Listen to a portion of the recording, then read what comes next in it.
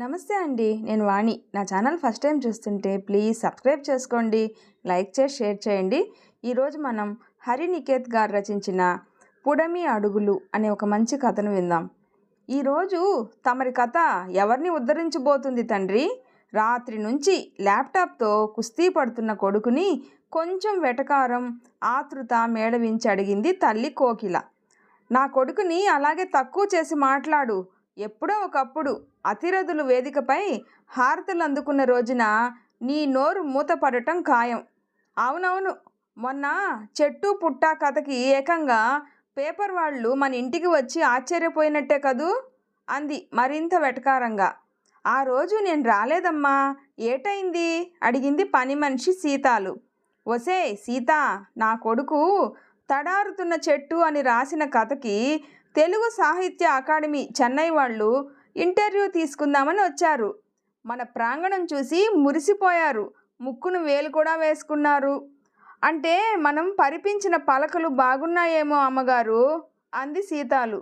అవును, చెట్టు చుట్టూ ప్రదక్షిణ చేయాల్సిన పలకలు ఒంటరిగా ఉన్నాయని అంది కోకిల.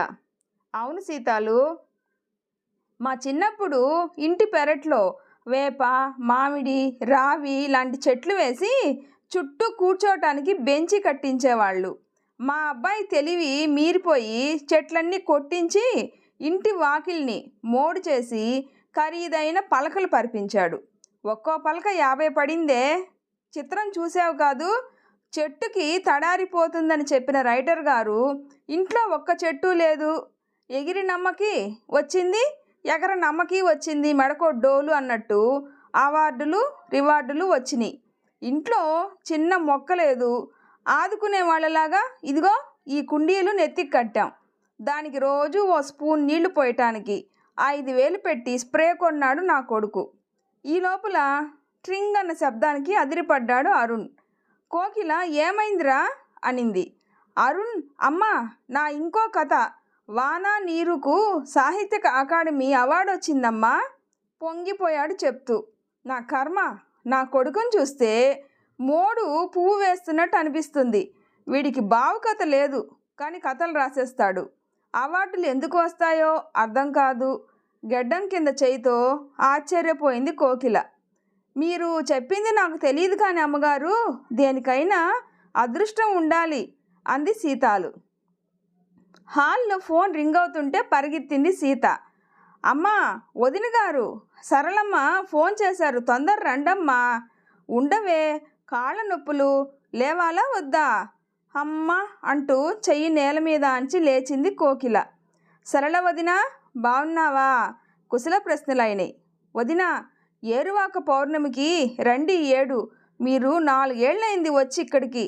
ఈసారి తప్పకుండా రావాలి. సులక్షణకి పెళ్లి కుదిరేలా ఉంది. మాటలు జరుగుతున్నాయి. నువ్వు ఉంటే కొంచెం బాగుంటుంది వదిన. ఈ 7 వర్షాలు బాగా పడేలా ఉన్నాయని పంచాంగంలో చెప్పారు. ఇంకో 10 ఎకరాలు కౌలుకు తీసుకున్నాం. పిల్ల పెళ్లి చేయాలి కదా. అయ్యో వదిన, అంతా ఫోన్లోనే చెప్పేస్తున్నాను. నువ్వు, అన్నయ్య, అల్లుడు తప్పకుండా రండి. మీకోసం ఎదురు చూస్తూ ఉంటాం. ఫోన్ పెట్టేసింది సరళ. చిత్రం చూడవే సీత, మనకి 4 ఏళ్లుగా సరైన వాన లేదు. మనోళ్ళు పొలాల్ని ప్లాట్లు చేసేస్తున్నారు. మా అన్నయ్య అదృష్టం ఏంటో ఇంకా కొంచెం పొలం కౌలుకు తీసుకున్నాడట. వాళ్ళ ధైర్యం ఏంటో. ఓసారి చూసొద్దాం అమ్మగా మీ ఊరు. ఈ పాలు నేను వస్తాను అంది సీత. 2 రోజుల్లో ప్రయాణం అనుకొని అంతా బ్యాగులు సర్దుకుంటూ ఉన్నారు. అరుణ్కి ఏం తొలిచిందో. అమ్మ, పొడిమి తల్లిపై కథ రాయాలి. నేను మా ఫ్రెండ్తో కలిసి వైజాగ్ వెళ్తాను అన్నాడు మధ్యలో సర్దడం ఆపి. నువ్వు రాయాలనుకున్న కథకి మీ అమ్మమ్మ ఊరు సరైంది. వైజాగ్లో ఏముందిరా పిచ్చోడా? మెంటల్ హాస్పిటల్ మీద కథ రాయాల్సి వచ్చినప్పుడు అక్కడికి వెళ్దు గాని, ప్రస్తుతానికి మాతో రా. పైగా నీ మరదలు సులక్షణకి పెళ్ళంట. సరదాగా ఉంటుంది. నీ ఫ్రెండ్ని కూడా అక్కడికే రమ్మను అంది. అమ్మా ప్లీజ్, ఆ పల్లెటూరులో ఒక్క నిమిషం కూడా నేను ఉండను. నాన్న మీరు చెప్పండి ప్లీజ్. నాకు వాంతి వస్తుంది తలుచుకుంటేనే. కక్కుర్తిగా పొలాల్లోనే ఇళ్ళు, నూతుల్లో నీళ్లు, మట్టి నిండిన రోడ్లు. నాకు విసుగు వస్తుంది. పైగా ఏసీ కూడా ఉండదు అత్తయ్య వాళ్ళ ఇంట్లో. నోరు మూసుకొని ఈసారికి రా, అక్కడ చక్క పెట్టాల్సిన పనులు చాలా ఉన్నాయి. గది మింది కోపంగా కోకిల. సరే అమ్మా, ఈసారికి వస్తాను అంటూ కాళ్ళబేరానికి వచ్చాడు. అసలే కోకిలకి సులక్షణ తన కోడలు కాకుండా పోతుంది అన్న బాధలో ఉంది. ఈలోపు కొడుకు ఇలా అనేసరికి దుఃఖం కోపంగా బయటకు వచ్చింది. కళ్ళు తుడుచుకుంటుంటే ఎప్పుడూ లేంది అమ్మేంటిలా అనుకున్నాడు. కానీ ఏం కాదులే అనుకున్నాడు. 6 గంటల రైలు ప్రయాణం తర్వాత కారు పొలం గట్ల దారిన పరిగెడుతూ ఉంది. చిన్నగా చినుకులు పడుతున్నాయి. ఆ ఎండకి ఈ చిరువాన చల్లని గాలిని మోసుకువచ్చింది. హాయిగా అనిపించింది.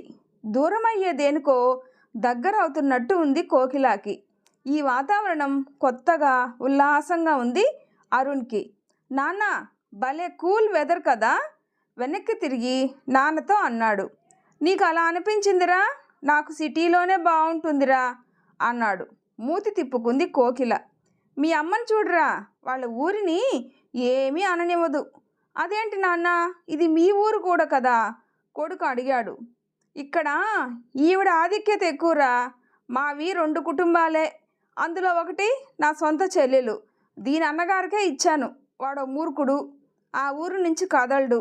నా చెల్లిని ఆ ఊర్లోనే మగ్గబెట్టేస్తూ ఉన్నాడు. ఎన్నేళ్ల నుంచో దాచుకున్న అక్కసు బయట పెట్టాడు తండ్రి. ఇంతలో ఇల్లు వచ్చింది. అరుగు మీదే కూర్చొనున్నారు అంతా. పౌర్ణమికి ఊరు సిద్ధమైనట్టు పెళ్లి ఇల్లులా హడావిడిగా ఉంది. సరళ ఇంకా మాతో ఎక్కడ మాట్లాడుతుంది, వదిన గారు వచ్చేసిందిగా ముద్దుగా దెప్పుతూ వెళ్ళిపోయింది పక్కింటామె.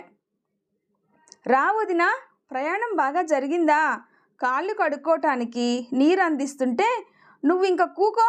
సరళమ్మ, నేను వచ్చాను కదా, పనంతా నాదే. ఇంకా మీ వదిన మరదళ్ళు ముచ్చట్లు పెట్టుకోండి, నాకు ఏం వండాలో చెప్పేయండి అంది సీతాలు చేతిలో చెంబు లాక్కుంటూ. బాగున్నావా సీతాలు, నువ్వు రావడం మంచిదైందే. మీ అమ్మాయి గారికి పెళ్ళి కుదిరేలా ఉంది, వంటలకు సాయం చేద్దు గాని అనింది.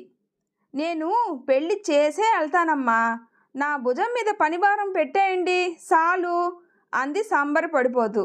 అత్తయ్య, నేను కూడా వచ్చాను, మర్చిపోయావా అరుణ్ అలిగాడు. అల్లుడు, నీ రుబాబు నా దగ్గర చూపెట్టయ్యా, వేళాకోళం ఆడాడు మామ సుందరం. దూరంగా పాటలు వినిపిస్తూ ఉంటే అందరూ సైలెంట్ అయిపోయారు. మీ వదినలు ఇద్దరూ రండి, ఊరేగింపు మన సందుకు వచ్చేసింది, బిందెలతో నీరు తేండి, పసుపు కలిపి తేండి అంటూ తుండుగుడ్డ తలకు చుట్టి గుమ్మం బయటకు నడిచాడు సుందరం. పెళ్ళిలా ఉంది సంబరం. అరుణ్ ఆ అలజడిని కెమెరాలో బంధిస్తూ ఉన్నాడు. కొత్తగా ఉంది అంతా. కాడెద్దులు ఇంటి ముందుకు వచ్చి ఆగినాయి. దేవుడి బిందెలో ఒడ్లు పోసింది సరళ. వదిన, నువ్వు కూడా పోయి అంటూ ఓ పళ్ళెం నిండా తెచ్చిన ఒడ్లు అందించింది. ఊరేగింపు వెళ్ళిపోయాక బట్టలు మార్చుకోండి వదిన, స్నానం చేసి దేవుడి పొలంలో మొదటగా దుక్కి దున్నుతారు ఈరోజు. తాను ముస్తాబు అవ్వడానికి వెళ్ళింది. నేను వస్తానమ్మా అంది సీతాలు. తయారవు వెళ్దాం మరి అంది కోకిల. అమ్మా, నేనేం చేయాలి, అరుణ్కి చిరాగ్గా ఉంది, అలసటగా ఉంది, పడుకుందాం అనుకున్నాడు. నువ్వు కూడా రా బావా, నీ కథకి మంచి కాన్సెప్ట్ దొరుకుతుంది అంది వెనక నుంచి సులక్షణ. వెనక్కి తిరిగాడు చిరాగ్గా. గుర్తున్నానా బావా, సులక్షణని, నీ మరదల్ని. దేవుడి పొలం తర్వాత మీ పొలమే బావా, లెక్క చూసుకోవచ్చు ఇప్పుడు వస్తే, పైగా పండుగలా ఉంటుంది అక్కడ, నువ్వు చూసి తీరాలి బావా.